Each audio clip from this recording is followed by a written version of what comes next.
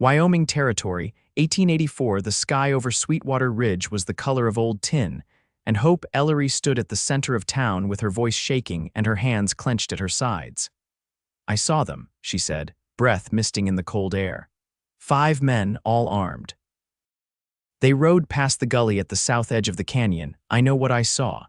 Sheriff Danton squinted at her from the boardwalk, arms crossed and unimpressed. "And I suppose they tipped their hats to you too. You were out there alone, Hope, again."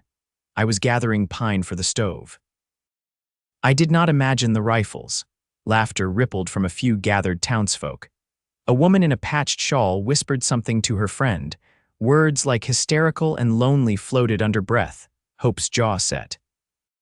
She was 23, widowed at 21, and raising her 7-year-old brother, Silas, alone.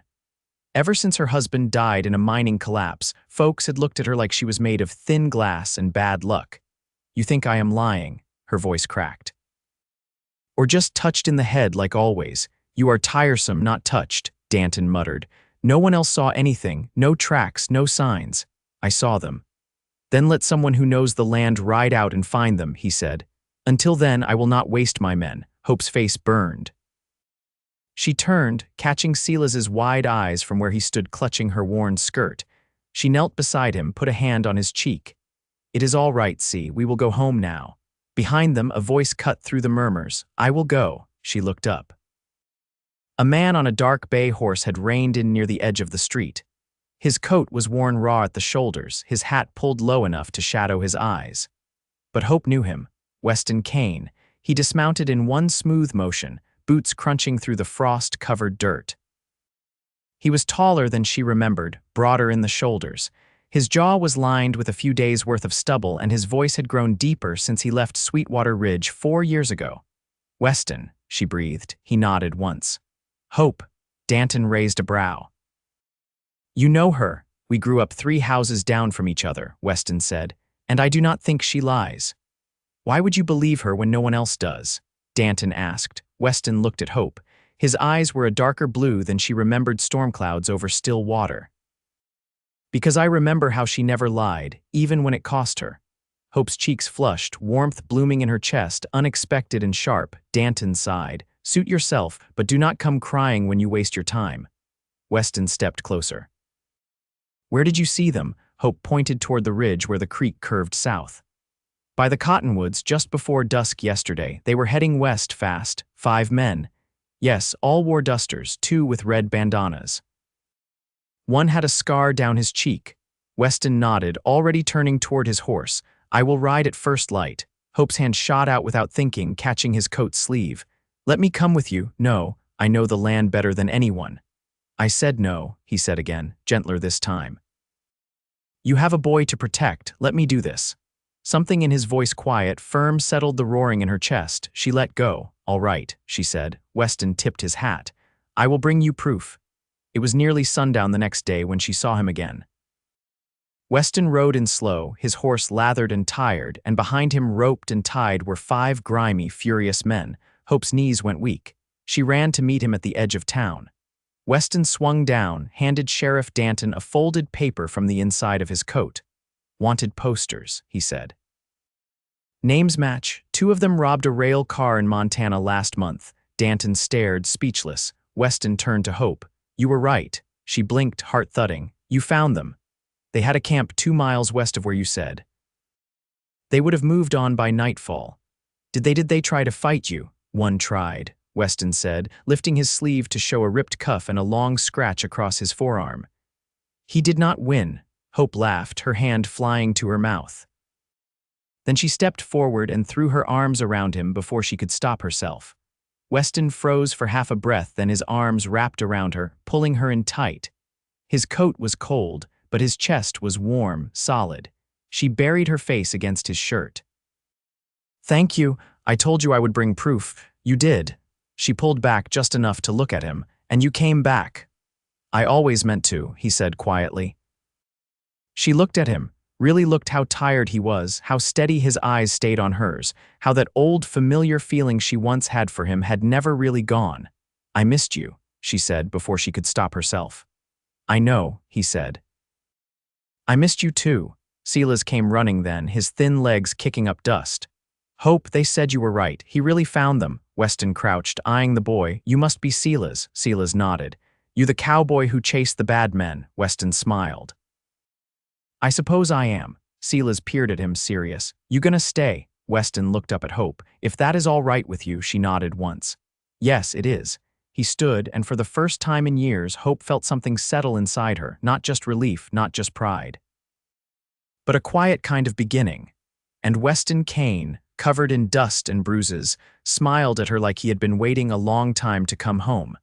The kettle rattled faintly as it came to a boil. Hope poured the hot water over dried chamomile and set the tin cup in front of Weston, who sat at her kitchen table with one boot unlaced and a strip of linen wrapped loosely around his forearm. The cut had been cleaned and stitched just before sundown, not by the town doctor who'd had no spare time but by Hope, whose steady hands hadn't faltered despite the way his eyes followed her every movement. Silas sat across from him, chewing a slice of apple and watching Weston the way boys sometimes do, as if he were studying a story come to life. You always drink flowers? Weston asked, eyeing the cup. Hope tucked a strand of hair behind her ear. It settles the nerves. You're welcome to leave it. He took a sip without complaint, though his mouth twitched like he wasn't quite sure what to make of the taste. She noticed he didn't put it down either. The cabin was quiet, the kind of quiet that came after a long day where too much had been felt to be spoken aloud.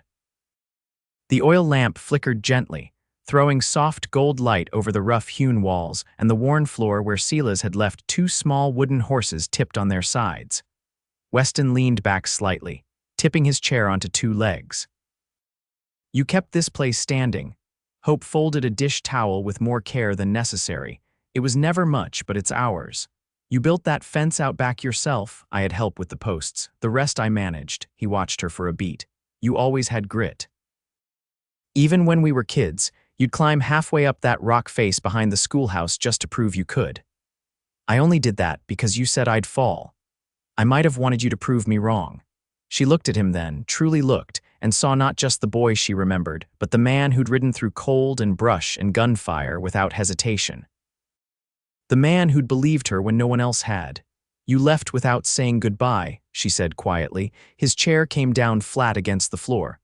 I wasn't proud of that. She didn't answer. I just buried my father. My mother had no one. I thought if I stayed, I'd never be more than what people expected of me. You think leaving made you more? No, he said, but it made me understand what matters and what doesn't. Silas yawned once, then again, slower. Hope rose and helped him to his feet. Time for bed. He didn't argue, only leaned against her side as she walked him into the small room at the back. She tucked him in beneath the quilt, kissed his brow, and left the door cracked open. When she returned, Weston had stood to stoke the stove. He used the poker like he'd always known the shape of this hearth. You heading back to town? She asked. He looked over his shoulder. Only if you want me to, she crossed her arms. You planning to stay in Sweetwater Ridge a while? I'd like to, he said. I've got no place else pulling me. And I think I could be useful here. She hesitated. You'd settle here. After all that chasing, I've done my share of riding. I think I'd rather build something now. Something solid. Hope felt her chest tighten not painfully, but like something long dormant shifting under layers of guarded quiet. You could help with the fence, she said. I'd like that. And the barn roof leaks. He smiled just enough to soften the hard lines of his face. Sounds like you've got a long list. I do? Good. I've got time. She stepped closer, only half a pace, but he noticed. His hands were rough and he didn't reach for her, just stood still, waiting. You believed me when no one else did, she said. I always would have, he answered. Hope looked down at her hands, fingers pale from the cool air. She'd kept this place running through snow and sickness, through unpaid debts and quiet judgments. But she'd done it alone, and now she wasn't sure she needed to. You can sleep in the barn, she said. If you're serious about staying, I'm serious. I've got extra blankets. I've slept colder. She reached for the door latch. Come morning, I'll show you where the fence needs mending. He met her eyes. I'd like to see it. For a moment, nothing moved but the flicker of the lamp and the pulse in her throat. Then she nodded once and opened the door. The night outside was still, the stars crisp and sharp in the dark. Weston stepped out, his boots quiet against the earth. Hope leaned in the doorway, watching him cross the yard. He paused once halfway to the barn and glanced back. She lifted her hand in the faintest wave. He tipped his hat, slow and sure. Then he disappeared into the dark, and she stood still for a long while, knowing something had changed not in the world, but in the way it felt to live in it. By late March, the last of the snow had melted into the hard, packed earth behind Hope's cabin, and the fence Weston helped mend no longer leaned at odd angles. He worked without complaint, even when the wind turned mean or the ground refused to yield. Some evenings he came in with his knuckles scraped raw or clothes wet through, but he never left the job unfinished. Hope watched him from the porch as he lifted the final rail into place. He moved with a quiet kind of precision, not hurried, not boastful, just steady. Like he didn't need to prove anything to anyone, only do what needed doing. "You always this slow with a hammer?" she asked, arms folded, one hip braced against the post. He wiped his brow with the back of his hand. "Only when I want it done right." Convenient excuse. "You want speed or a fence that holds weight," she raised an eyebrow. "You saying I don't know what I'm doing? I'm saying you've been carrying too much alone and it's time someone else started pulling their share." That quieted her. The breeze tugged at her skirt hem, and somewhere across the creek, a mourning dove called. "You planning to stay past spring?" "I wasn't sure at first," he said, stepping closer. "But I started thinking about what kind of life I want. And where I'd want to spend it." She held his gaze, careful not to flinch. "You always talk that plain. Only when it matters," her voice softened. "It matters now." He didn't answer right away. His eyes dropped to the dirt between them, then returned to hers like he was bracing for something. "I asked the sheriff if he needed another deputy," he said. "He said I could take over when he retires at the end of the summer." Hope didn't speak. Something inside her shifted again, different from the first time, quieter but deeper. "You think I'd make a poor one?" he asked. "I think you'd make a good one," she said, "but I didn't think you'd want roots." "I didn't for a long time, but I've seen what wandering gets you. No fire to come home to, no voice calling your name when you wake, just dust and distance." She looked down at her hands. The nails were split, the skin rough from years of scrubbing and hauling. She'd never once imagined someone would speak of her life like it was something worth coming home to. "You'd have to take care of more than just fences," she said. "There's the roof. And the back shed won't hold much longer." "I know." He paused. "I'd want to help raise Sela's too, if you'd let me." She blinked, breath caught in her throat. "I'm not saying it all at once," he added quickly. "Just that I've thought about it, about what it could be, you and me, that boy. This land." Hope stepped off the porch and walked toward him, slow. Her boots sank slightly in the damp soil, and when she stopped, they were close enough that she could smell the pine pitch on his shirt. "You're not trying to fix me, are you?" she asked. "No," he said. "I just want to stand beside you." He reached for her hand, calloused fingers brushing hers. She didn't pull away. Her chest rose, then fell, and for the first time in years, she didn't feel like she was bracing for something to go wrong. "I never stopped wondering where you'd gone," she said. "Even when I said I didn't care. I never stopped thinking about you," he said. "Even when I was halfway to Idaho." She let out a breath, slow and shaking. Then she stepped into him, arms slipping around his waist. His chin rested lightly on her hair. The sky overhead was pale and wide, and the last light of day stretched long across the yard. "I don't need promises," she said against his chest. "Just someone who stays." "I'm here," he said, "and I'm not going anywhere." She believed him.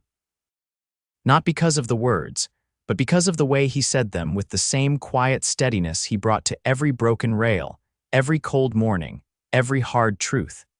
And when she looked up at him, truly looked, she saw not a man returning, but a man who had chosen her with both feet on the ground. The wind passed through the cottonwoods in a hush, and neither of them moved. There was no rush in it, no firestorm, just the peace of something true finally taking root.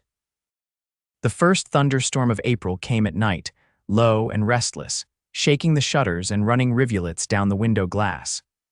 Hope lit the second lamp and pulled the quilt tighter around Sela's shoulders as he dozed beside her.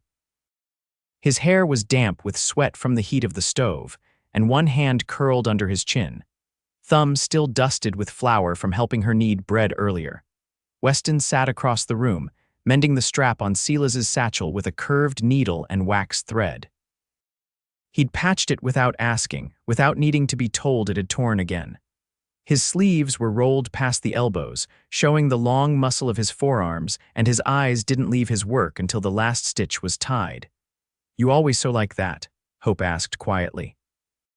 "Spent a winter working with a saddle maker near Lewistown," he said. "He was missing 3 fingers and still had steadier hands than I do." She stood and crossed to the stove, lifting the kettle to pour warm water into the basin. The air inside the cabin was close, thick with the smell of wet pine and cracked soap. She dipped a cloth and wrung it out, then pressed it gently to Silas's neck. Weston watched her for a long moment, then set the satchel aside. "You ever think about leaving here?" Hope didn't turn. "Sometimes. When it gets too quiet and the days feel like they're closing in, but I wouldn't know where else to go. Doesn't have to be far," he said. "Just different." She folded the cloth and laid it on the washboard. "You offering to take me somewhere? I'm saying I'd go if you did." She turned then, her face unreadable in the lamplight. "You'd leave the badge if it meant something better." Hope crossed her arms, slow. "And what would that look like, something better?" He leaned forward, elbows on his knees. "Land that's ours. A house we build together, not just one we repair. Maybe a pair of milk goats, a few hens. A place where Silas can run without hearing folks whisper behind their hands." She didn't speak, but her breathing changed deeper, steadier, like she was letting something down she hadn't realized she'd been holding up. "There's a claim west of the river," he went on. "Mostly brush now, but the soil's good. No one's worked it in years. I heard the marshals say it was forfeited last fall.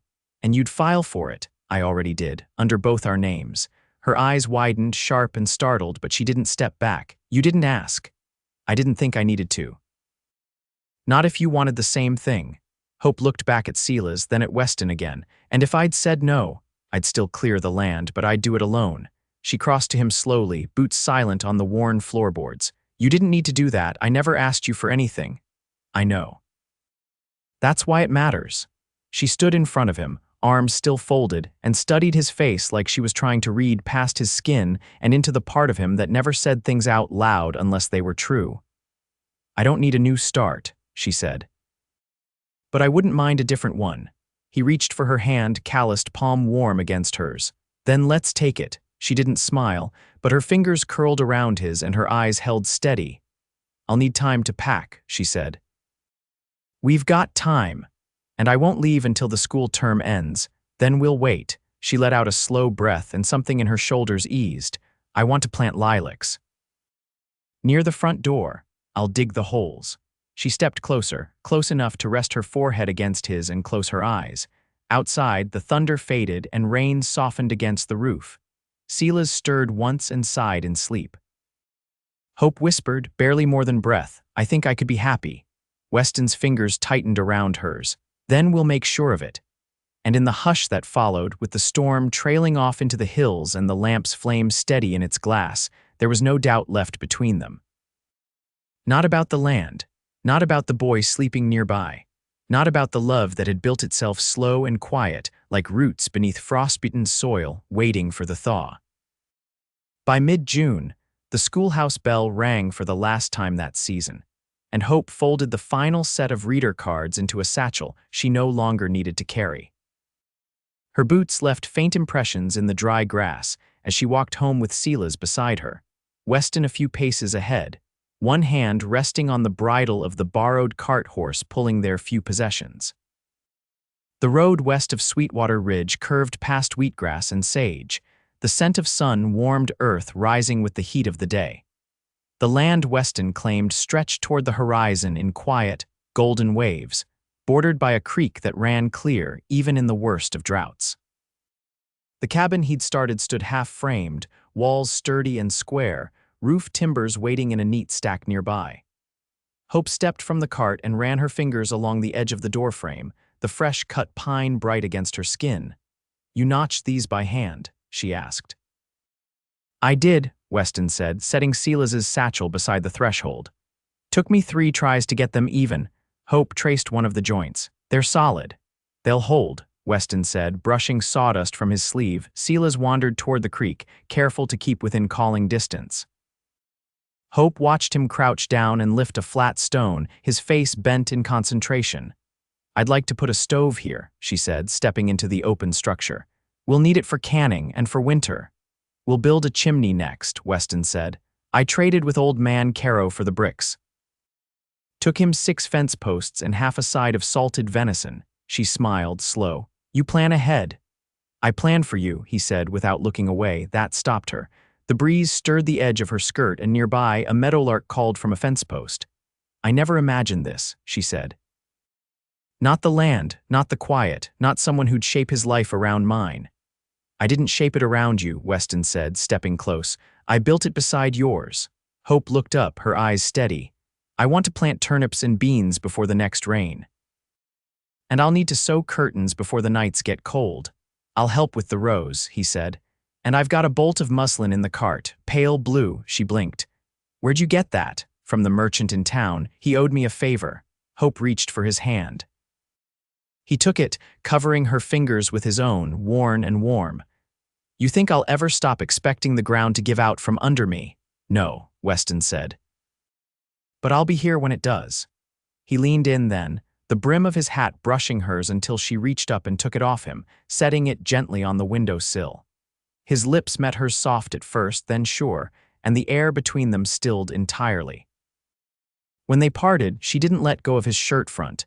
"You're not afraid of hard work?" she asked, voice quiet. "Not when I know what I'm building."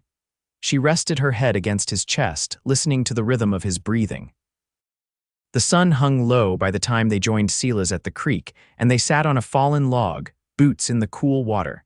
Silas showed them a smooth piece of agate he'd found, and Weston held it up to the light. "Looks like fire in stone," Weston said. Hope took it in her palm. "We'll keep it on the windowsill, to remind us." "Of what?" Silas asked. "That good things come quiet," she said. That evening, they cooked over a fire pit and ate bread and dried apples, with tin cups of creek-cooled milk from a neighbor's cow. Hope spread the quilt out beneath a cottonwood, and Silas curled against her side, drowsy and warm. Weston lay beside them, hands behind his head, eyes on the stars. "You ever think we'd end up here?" Hope tilted her chin toward the sky. "No. But I think we were always meant to." Later, when Silas was asleep and the fire had dropped to glowing coals, Weston reached for her hand again. "I want to marry you," he said, voice low. "Not because I should, not for appearances. Because I want to walk every day beside you, through every joy and every storm." Hope didn't answer right away. She leaned her head against his shoulder, listening to the hush of the night and the steady thrum of her own heart. "Yes," she said, her voice catching just slightly. "Yes, I want that too." They married under the cottonwood tree 2 weeks later, with the neighbor woman from the next ridge over as witness and Silas holding the ring Weston had carved from polished walnut. The preacher came from town on horseback and stayed just long enough to bless the vows and share a piece of honey cake before riding back through the tall grass. Hope wore a simple dress and a strand of her mother's thread-worn lace. Weston wore his best shirt and the look of a man who knew exactly what he'd been given. They built the roof together, board by board, and by July the cabin stood whole. The turnips came up first, then the beans, and the lilac slips Hope planted near the porch took root by the first rain. Silas grew tall, strong-legged and sun-browned. He carved his own wooden toys and read aloud each night by lantern light. He called Weston Pa without being asked. Hope hung her curtains and boiled jam in the cool mornings. Weston repaired harnesses and taught Silas how to track deer through the brush. They danced barefoot in the yard when the weather turned warm and sang old songs while shucking corn on the porch. They never left the land. They never wanted to. And for all the years that followed, through harvest and snowfall, through births and new fences, through sickness and healing, they stayed together. Hope Ellery Kane never had to carry the weight alone again, and Weston Kane never once let go.